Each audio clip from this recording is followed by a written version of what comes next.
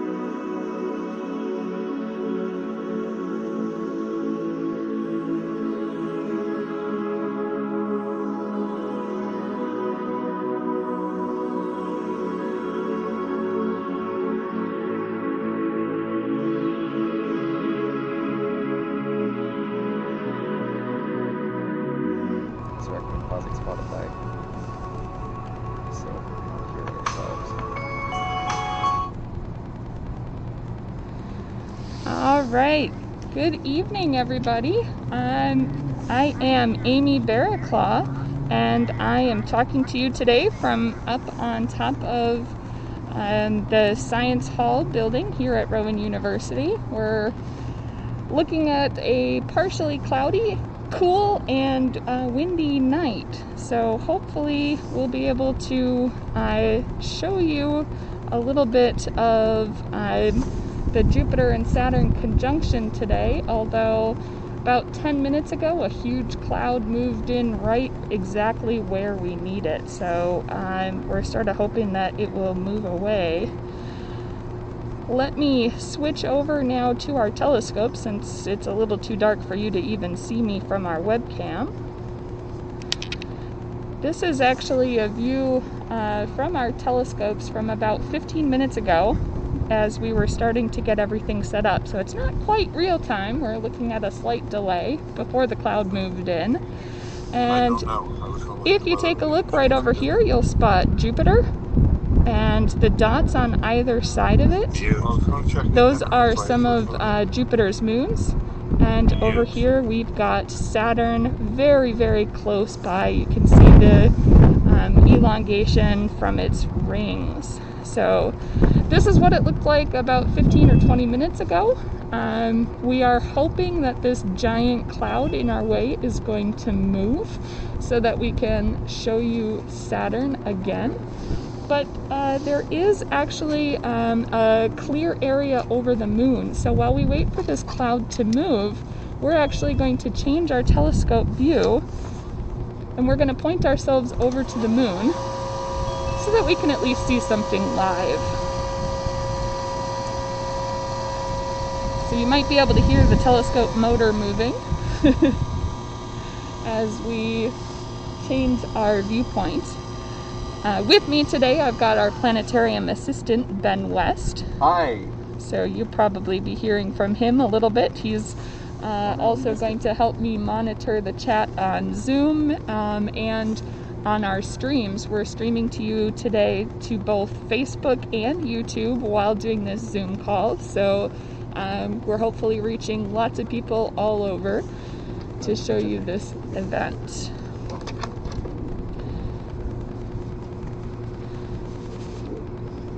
We are not in focus.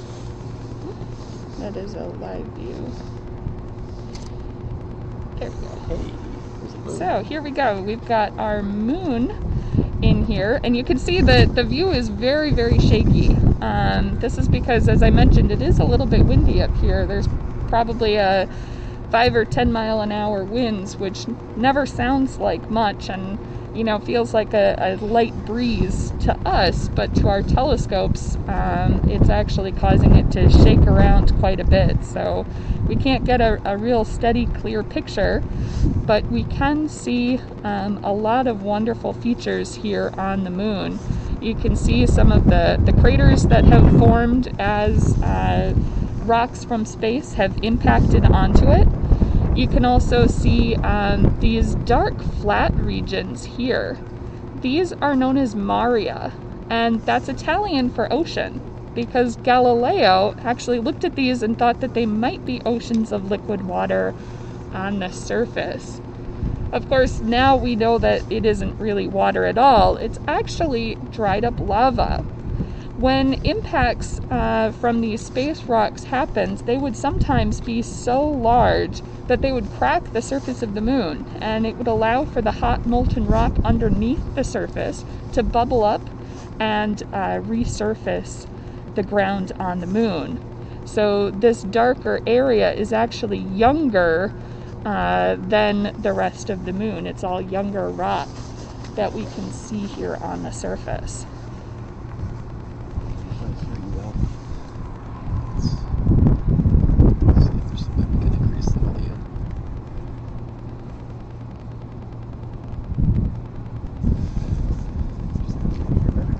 All right, we just did a change on our audio settings. I want to just double check. Can everybody hear me a little bit better?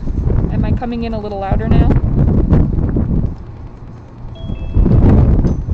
Feel free to unmute yourself or send a message into the chat to let me know if you're able to hear me better. All right, good. Yeah, it sounds a lot better. Good. I'm glad to hear that, and I'm sorry for the little issue that we were having before. So. I'm also going to encourage those of you on Zoom, if you want to unmute yourself at any point to ask a question, we're happy to answer any questions that you might have.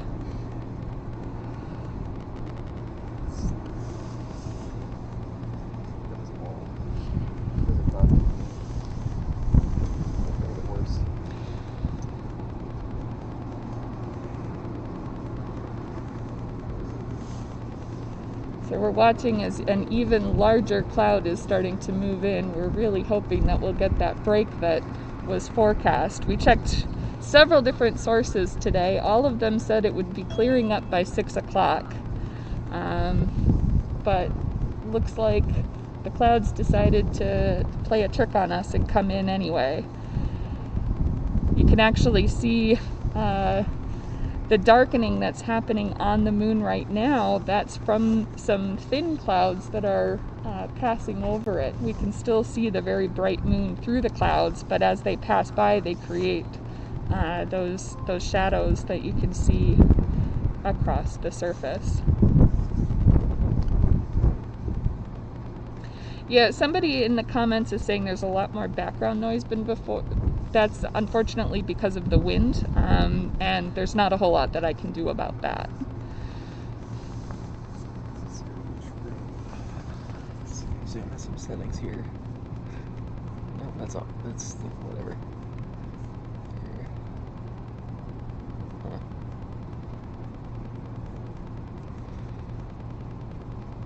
No, that's such an auto. I've got nothing. I mean, we can try just setting Yeah, we it just to try high. It's supposed to automatically adjust the volume, so it should probably.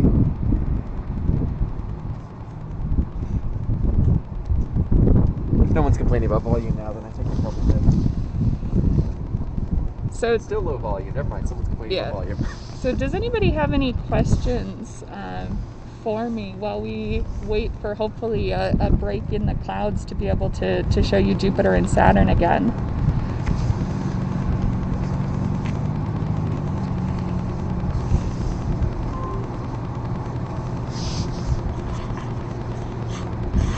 Again, you can feel free to unmute yourself or type in the chat. Somebody in the chat has just asked, is Mars visible? I don't think so.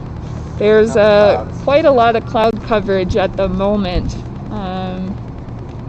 right about where we need it to be. But if we do get a break anywhere to look at Mars, Uranus should also be up and we might be able to see it.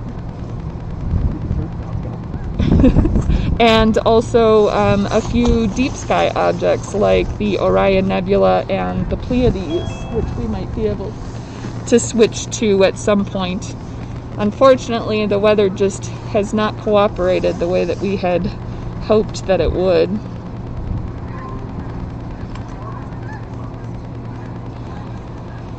Can we see Jupiter and Saturn without a telescope, and where should we look? Well, yes, you can. You can actually see them with your unaided eyes, but if you happen to be in the Glassboro area, then no, you probably can't because they're covered by clouds right now. But to try to spot them, you just want to find a area that, or a view of the southwestern sky. Low on the horizon, you'll see very, very bright Jupiter. It's going to be the brightest object that you'll see in the sky in the southwestern horizon, and just a tiny bit below it is Saturn, and it looks much, much fainter than Jupiter, but you can see both of them. You can separate them out with your unaided eye. You just need no clouds in the southwestern horizon, and also no trees or buildings or other obstructions from your view.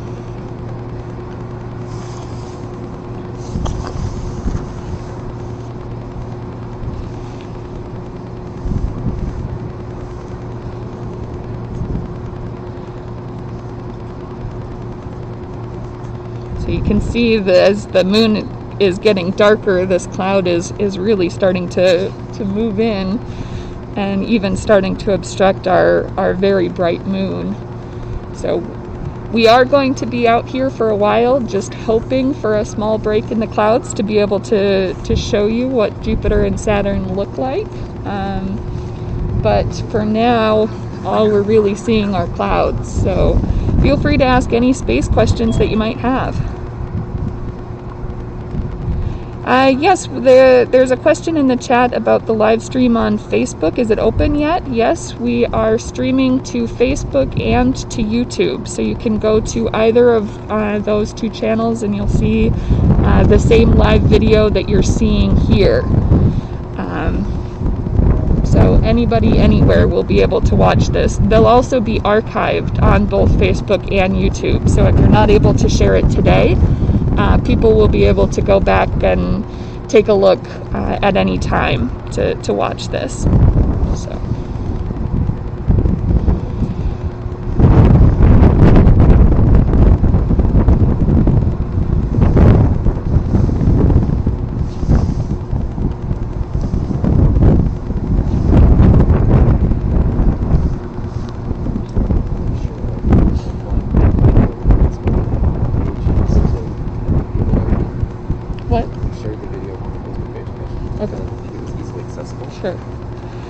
So we've actually just reshared the live video as a post on our Facebook page. So if you were having trouble finding it there on Facebook, we did just send a link so that you can get a better look at it.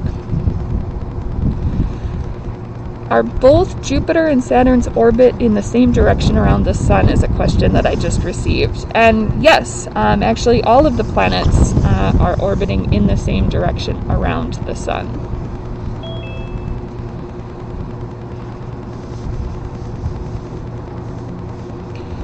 So we're really hoping for this break in the clouds because the view of Jupiter and Saturn is one that they haven't been as close as they were last night since 1623, which was not long after Galileo first started looking at the night sky through his telescope.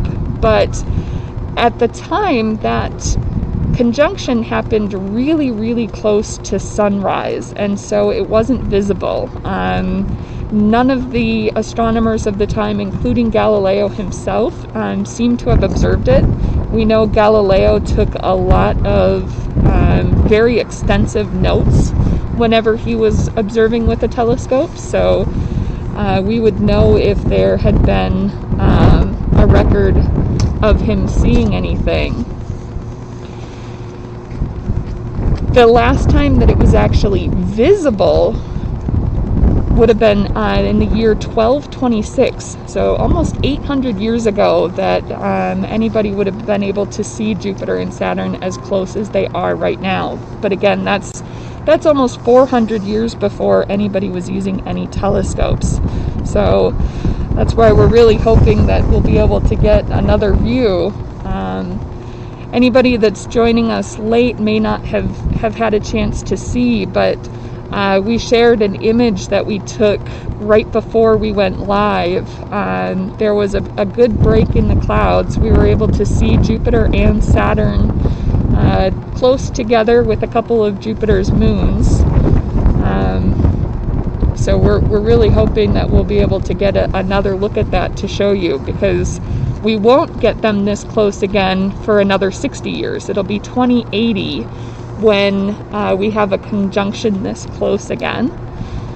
That one will be in the very early morning. So if you stick around for the next 60 years and want to spot a really close conjunction of the planets, you'll have to get up pretty early in the morning in the year 2080 to see it.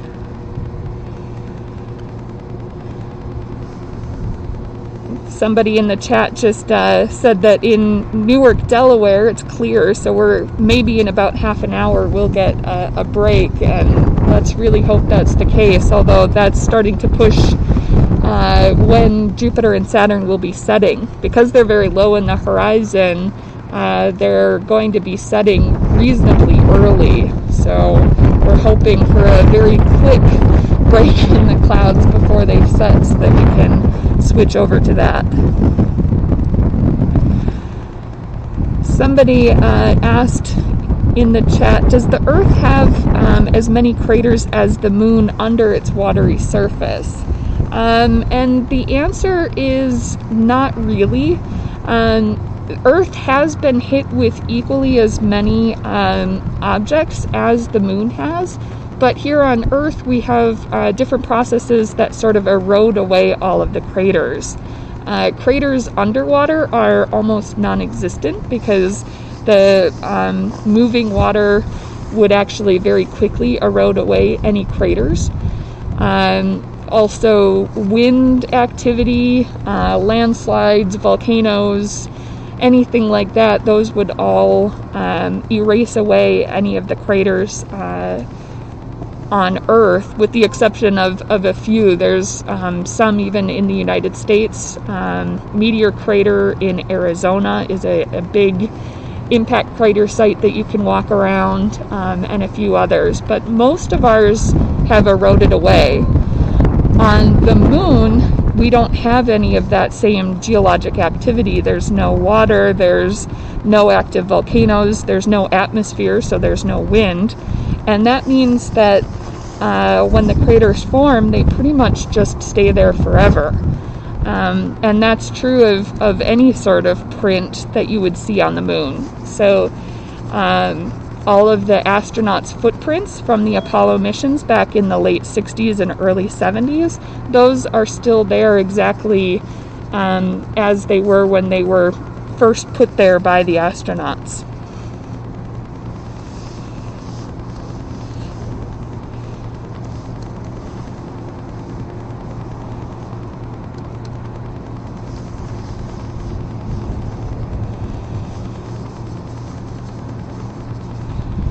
Are there any other questions from anybody?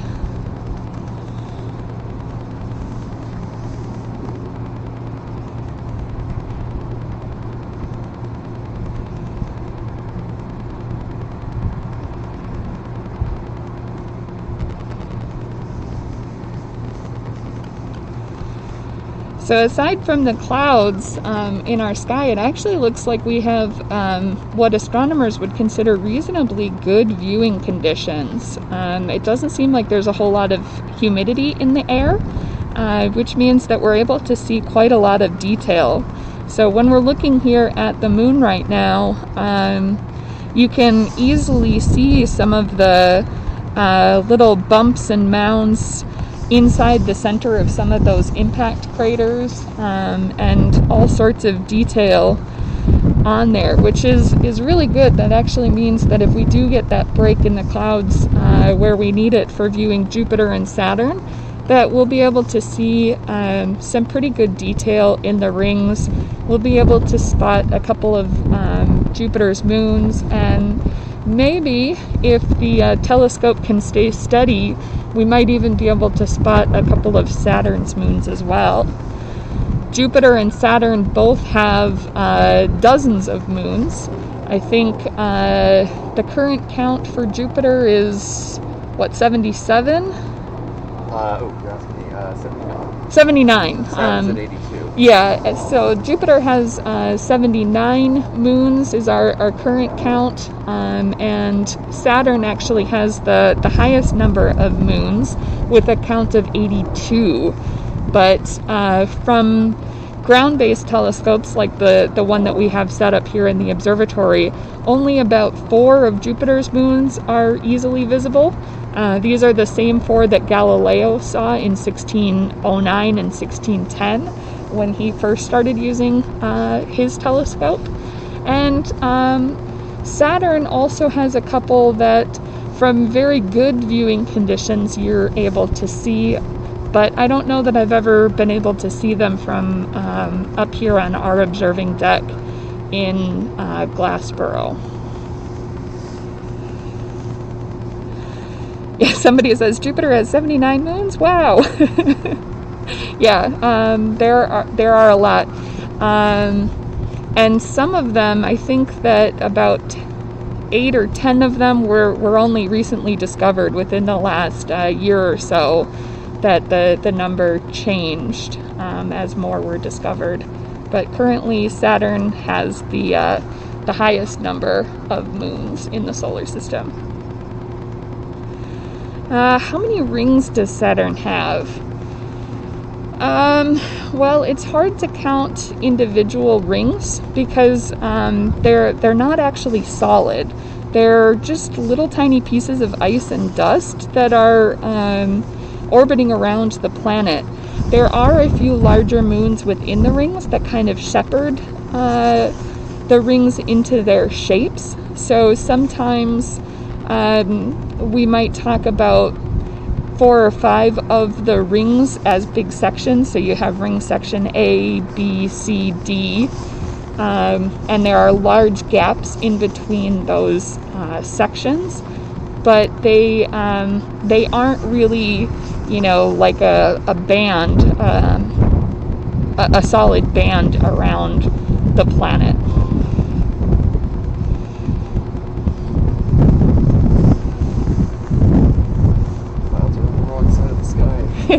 Yeah, we've got a really great clear view in the opposite direction of where we need it.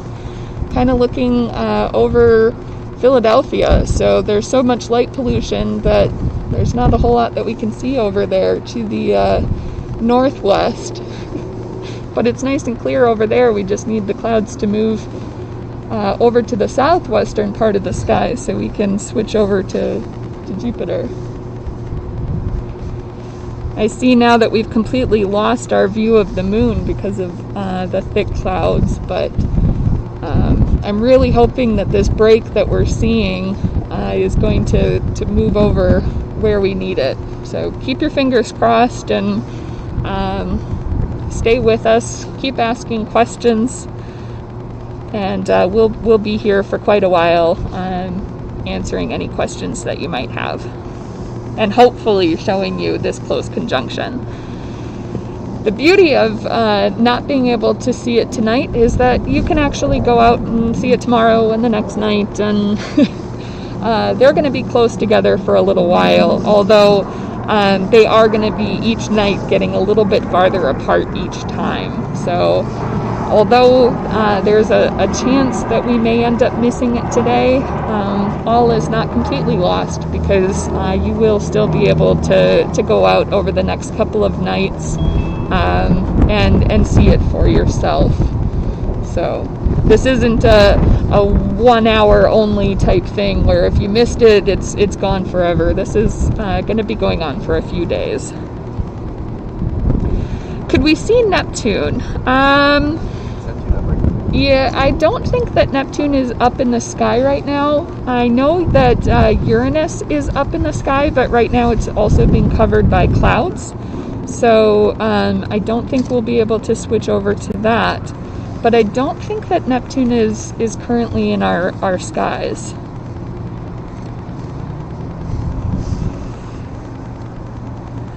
My daughter lives in Denver. It was visible there last night. Yeah, I'm so jealous. My own sister lives in New Mexico, and she was also able to see it. So I'm very jealous of her being able to see it last night when it was at its closest. But we have been able to get a few test shots today, and in preparation for this, before the weekend started, Ben and I were also up here doing some testing, and we were able to see them when they were even farther apart than they are today. So, we have gotten some okay views, just not the phenomenal ones that all of our astronomer and planetarium friends were able to see across the country last night.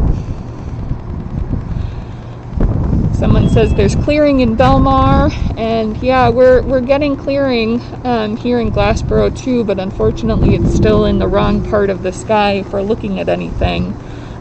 So we're just keeping our fingers crossed that this big cloud will move very quickly before Jupiter and Saturn set for the night.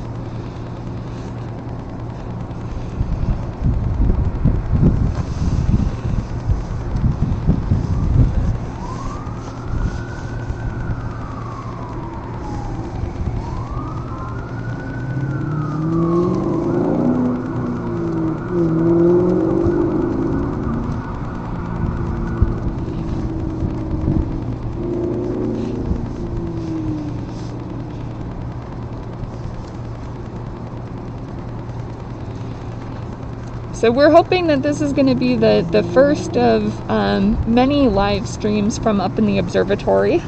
People that have been familiar with us for a long time may know that during the semesters we normally would have people up here on our observing deck with us. We would have half a dozen telescopes set up looking at different objects, and the public was free to come and go during our open houses and take a look through the telescopes themselves. Well, due to the pandemic, the Rowan campus is closed to the public for now, so we're not able to offer our regular open houses. So this is actually going to be the first of our virtual open houses that we're going to be hosting. So starting next month, we're going to be doing these open houses once a month, looking at all of the different objects that we can see in the sky, and hopefully for some of those we'll have real clear views and be able to show you a lot of different objects in the nighttime sky, like galaxies, planets, some star clusters, and other things in the sky. So we've got lots of plans coming up for after the holidays. So I encourage you to go to our website and find out some more about that. There's a question in the Zoom chat: why doesn't the moon have a proper name? And the moon's proper name is actually the moon. It doesn't have a name with a Greek or Roman root. Yes, it does. Ben is saying Luna, which, yes, that's where... I think that's the official IAU name, isn't it? I don't think so. Maybe. But, yeah, the moon is also called Luna. So when you talk about lunar cycles, that's where that comes from. But, yeah, in English, we officially call it the moon.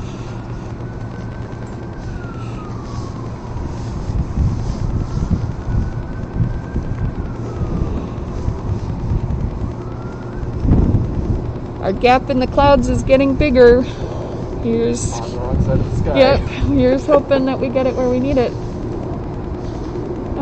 Ben, is that Mars? No, that's fine. Yes, that is Mars. That's probably what we can try. Yeah, so Mars is currently visible through some thin clouds with occasional breaks. We're going to try to move our view just a little bit from the moon over to Mars. Can you disable the live view of the camera so I can make sure it's aligned? So we'll be moving our telescope over to Mars in just a moment.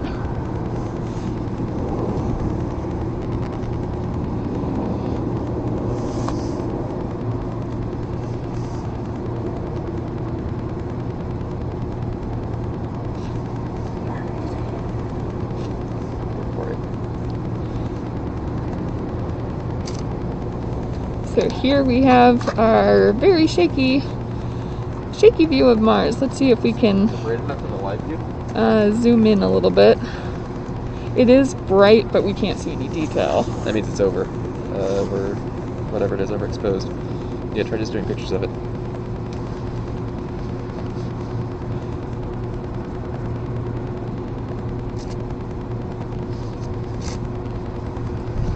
Ah, Saturn.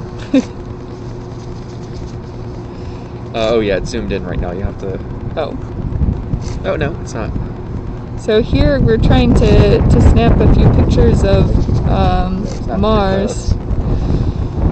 But we're looking at it through some clouds again, so it's kind of dim and hard to see detail, but that red dot that's kind of moving and going dim, that's our view of Mars. It's very, very small, and with all of those clouds, it's difficult to get a real good view of it.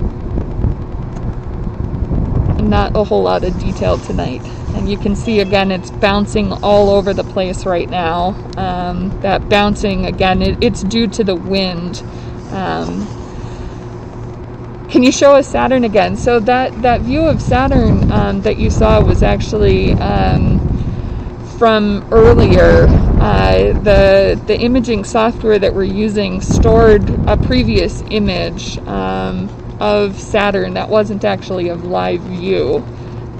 So hopefully we'll be able to switch over to a live view to be able to show you Jupiter and Saturn again very soon. It's starting to clear up even more.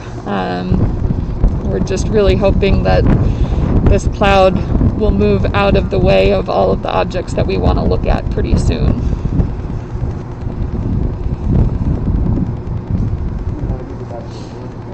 I can't hear you. Do we want to move back to the moon? Or do we want to wait for Mars to be... I mean, we're seeing Mars. Oh, Yeah, we're seeing Mars. Clear shot of Mars. Yeah. Oh, sweet. Probably get back to doing photos. We actually get something nice.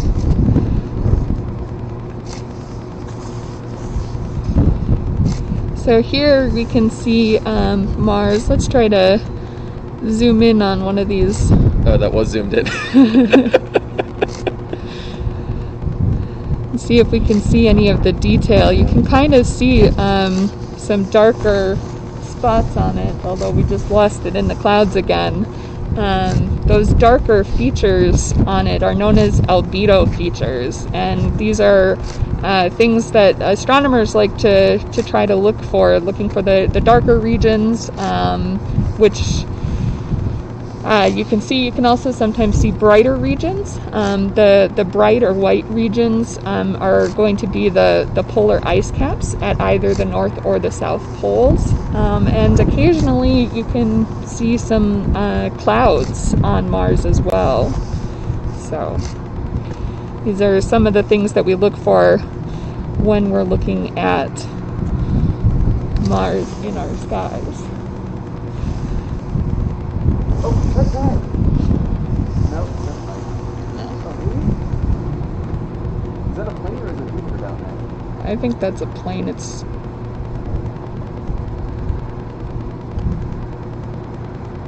I think. Just throw it in Jupiter and see what happens. Yeah, I don't know. It's too low. I don't think you'd be able to see it.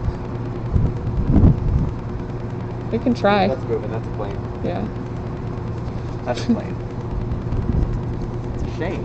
What it is.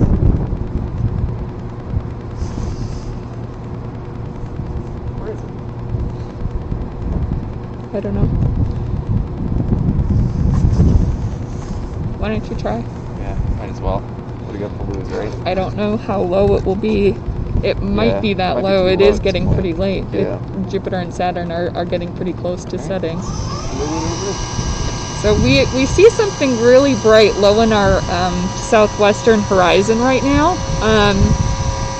We're sort of hoping that break in the clouds is Jupiter and Saturn. So we're pointing our telescope to it now, and fingers crossed it's the two planets.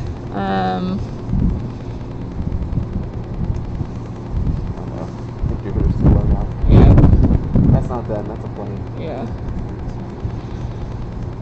So it looks like whatever we're seeing must be a really distant plane. It's not really appearing to move all that much that we can see, but it's also not aligned to where we need it to be. But just pointing the telescope to where Jupiter and Saturn ought to be, it looks like it's now gone below some of the residence halls across the street, and so it might be too low in the horizon. So even if this does clear up, unfortunately I think our chances of seeing Jupiter and Saturn are gone. Do you know, Ben, is it possible to pull up previous pictures? Can we go back to the pictures of Jupiter and Saturn that we saw, just to show what we were able to see an hour ago? Not an app. But, I mean...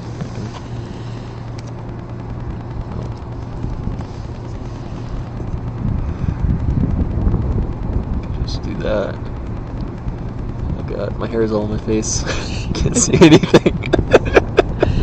So we're gonna try to pull up one of the images that we took as we were testing and getting everything in focus, so that if you're joining us and didn't have a chance to see this from when we first started, we'll show you what the two objects look like tonight, as we were able to see them pretty close together and saw quite a lot. So we've just pulled up an image. Give us a second. We're going to be switching our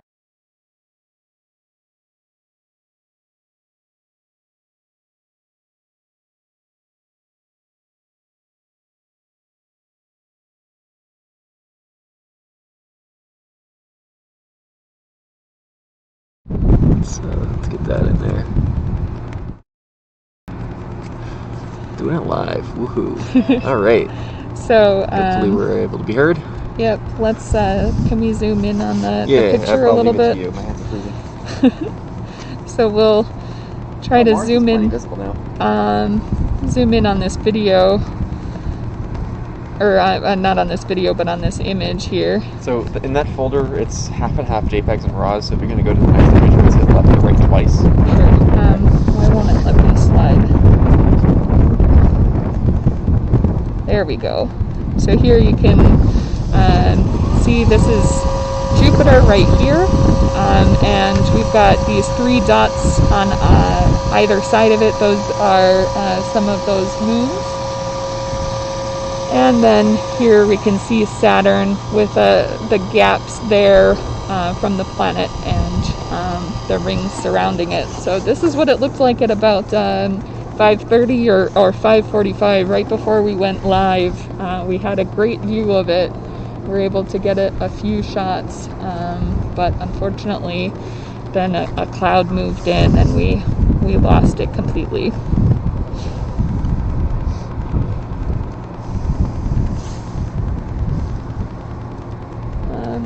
Looks like Orion Nebula might also be visible now. Yeah, but I think the wind's too much. Yeah, If you look at it, you have to take like a 30-second exposure, And the wind will just destroy that image. And what about the Pleiades? Would we be able to... We haven't been able to get that looking good yet, have we? No, we haven't. It's just we're going with the stars. But it'd still be fun, but I'm trying to think of what else. Well, the moon is looking pretty nice now, right? So somebody, we've got a couple of questions in the chat. Somebody asked, can the moon have a minor moon? I suppose it's possible. I know Earth regularly captures small asteroids and other objects as they're passing by, and they become mini moons for a little while. I don't know that we've ever seen anything like that orbiting our moon. Most likely, I think if an object were to get close enough that it would be captured by the moon's gravity, it would also be close enough to us that because we're bigger, it would instead be pulled in by us, and would more likely become a second moon for Earth rather than a moon for the moon. And somebody else asked, is the planetarium currently open to the public? And no, we are not.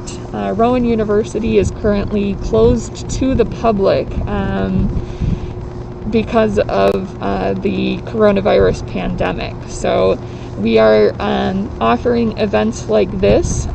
Next semester we're going to be doing our regular open houses up in the observatory, but instead of having them open to the public like they would have been, they'll be virtual like this one. We'll be streaming views from our telescopes. And we also are going to be starting right after the holidays. We'll be able to offer virtual field trips for schools, as well as private shows for groups that would like to schedule that. So we are still working and trying to do the same science education and outreach that we were doing before, but we're not doing it in person at the moment. So we've got some pretty good clearing towards our eastern sky. We're going to try to point to some other objects. This is Orion. Just see what happens when I try taking some photos there. Sure. So we're going to point it over to the Orion Nebula. Not sure what will happen.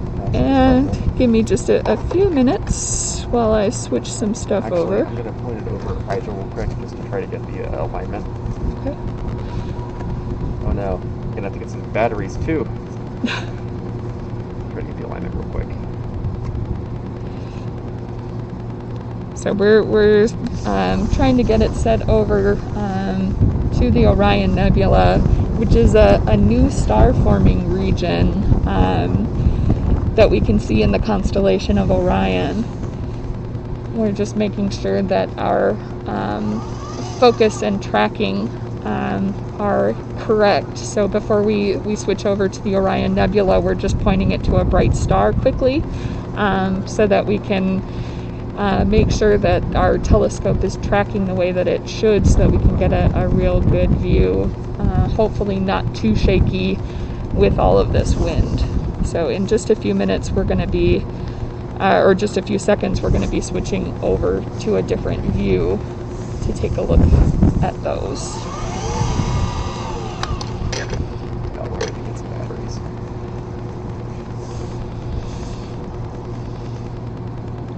Alright, should be good.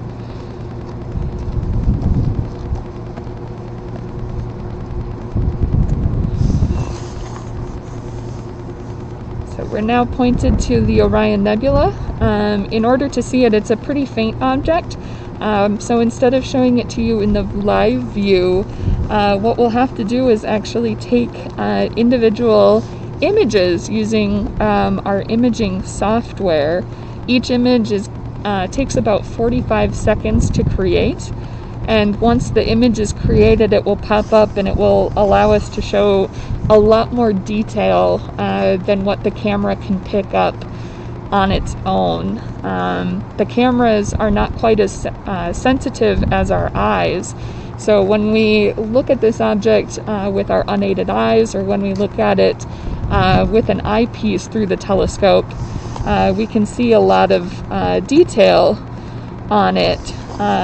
But it's a lot harder for the camera to see that in a live view. So here we're actually seeing something that more closely resembles what we'd be able to see with our eyes. You can see all of this cloud here. This is gas and dust that's slowly collapsing down on itself due to gravity. And it's forming these new stars that you can see in the image as well. We've got these very big, bright new stars forming in the sky as well. Is it disconnected on app? What? No. If you disconnect it on app, so Oh, you want me to disconnect it? I think if I shut off the camera while you're still connected on app, it might get all weird. So it's no longer taking pictures. What do you want me to do? Is it connected on app, or is it disconnected? Disconnect. It's disconnected. Well, I told it to disconnect. There we go.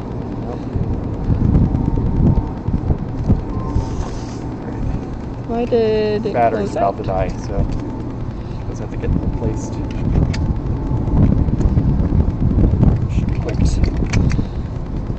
So we're changing out the batteries here on Alright, go for it. You should be good. APT, or I mean on the camera. So we'll have to. Yeah, when I hit disconnect, it actually closed APT completely. Oh no! Yep. Want me to mess it up again? It's not there. Oh, actually, yeah, it is there. That's it.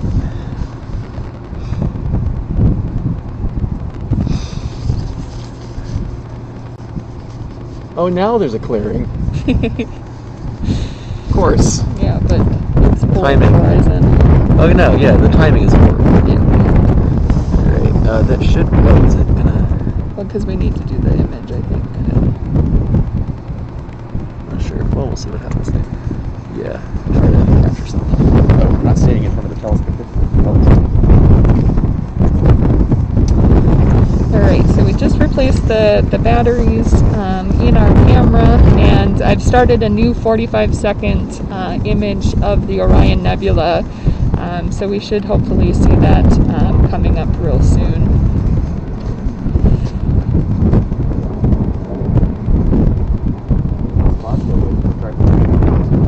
About the same height as the sky. Okay.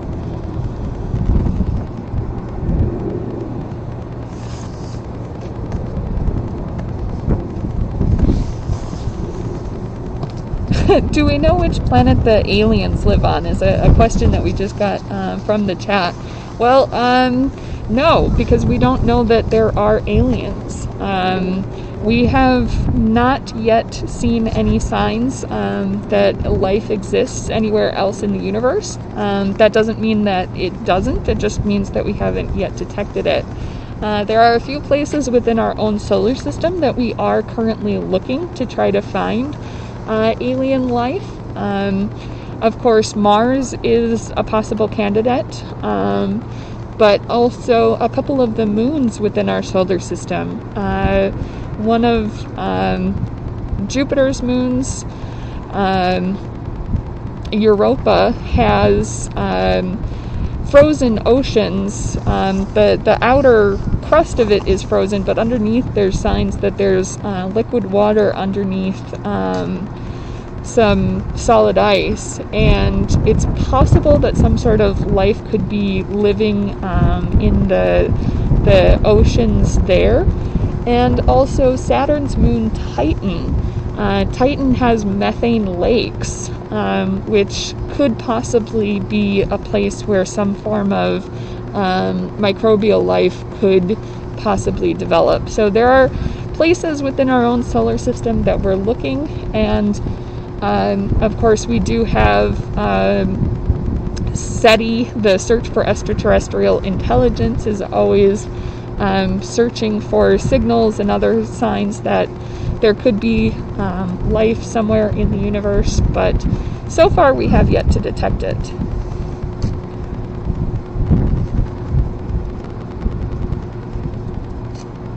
Yeah, so somebody is asking about the Orion Nebula that we're pointed to. This is actually visible in the night sky from dark skies. You can see it just below the three bright stars of Orion's belt. You'll notice kind of a fuzzy patch there, and that's this new starbirth region called the Orion Nebula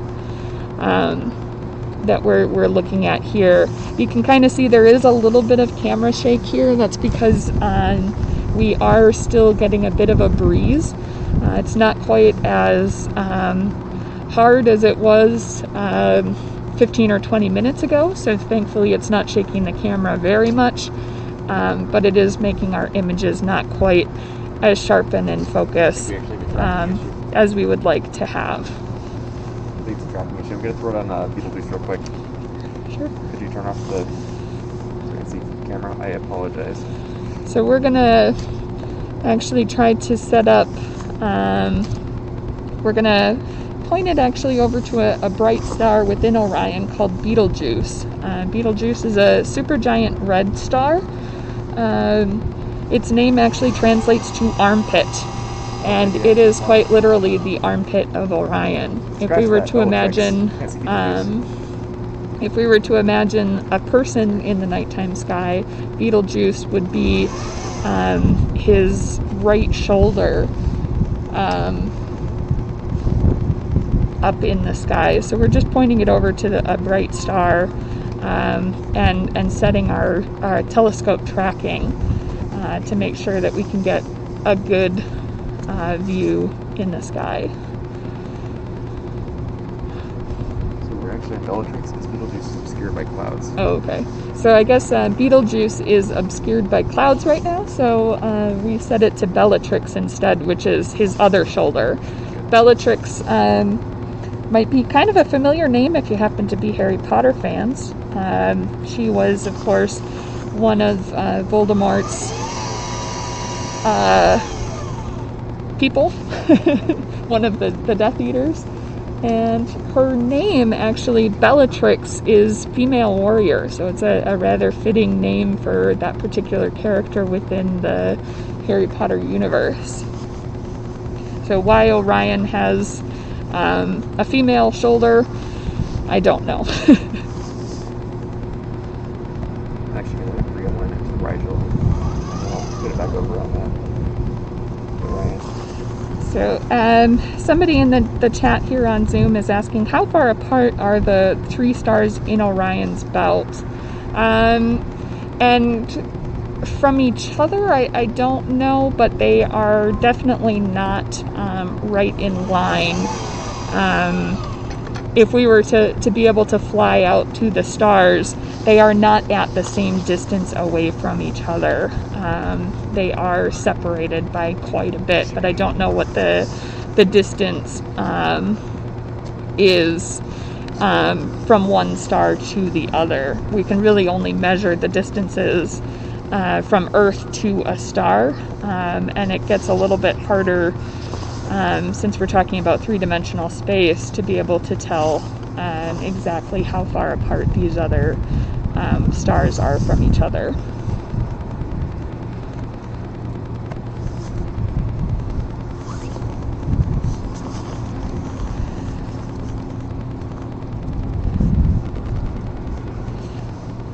So we're gonna be spending the next 10 minutes or so just looking at the Orion Nebula, and that might be about it. I see more clouds have started to roll in, so unfortunately I don't think that there's going to be very much else that we'll be able to point to for this evening. The weather really didn't cooperate with us. We had checked multiple sites throughout the day, and all of them said that it was going to be clearing up this evening, perfectly clear starting around 6 o'clock. But unfortunately, that just did not pan out the way that we had expected. So we know a lot of you are disappointed that you weren't able to see the live views of Jupiter and Saturn. Hopefully, our image that we took a little bit before our stream started gave you enough of a glimpse of what it looked like, and I'll encourage you to head outside on your own over the next couple of nights and just watch. They're going to be getting farther apart each night for actually the next 10 years. They're just going to keep getting farther and farther and farther apart in the sky before they actually start to come back together for the next conjunction, which will happen in 20 years. Conjunctions of Jupiter and Saturn happen about every 19 to 20 years as Jupiter catches up to Saturn in their orbits from our viewpoint here on Earth. But not every conjunction is as close as the one that we were set for this year, and unfortunately New Jersey's weather just really hasn't cooperated for us to be able to show you very, very close up views of those, but I'm sure you can see all sorts of great images from your friends around the country and around the world who were able to see it. Many planetariums and amateur and professional astronomers were able to get lots of great pictures, so you'll be able to see a lot for yourself by doing image searches online, and you can witness it yourself by going out over the next couple of nights, looking in our southwestern horizon after sunset and spotting both Jupiter and Saturn as they begin to move away from each other night by night. So I want to thank everybody that has joined us today here on Zoom and on Facebook and YouTube, and hope that we were still able to provide you with a lot of great views of the night sky and a lot of information, and we hope that you'll come visit us when we reopen to the public, and that we'll see you at some of our other live stream events after the holidays. So everybody stay safe, stay warm, and thank you so much for joining us this evening.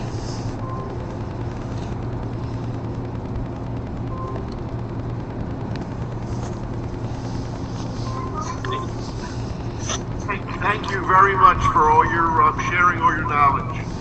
We appreciate it a lot. Great, thank you so much. We're always happy to do stuff like this for the public. So I'm glad that you enjoyed it. And again, just keep following us on Facebook, on Twitter, and from our website, rowan.edu/planetarium. For information about live stream events like this one, and for scheduling virtual visits to the planetarium. We're going to be doing these for private groups and also for schools starting right after the holidays. We'll be able to start scheduling these. So thank you all again, and enjoy your evening. Thank you, you too. Thank you very, very much. You're welcome.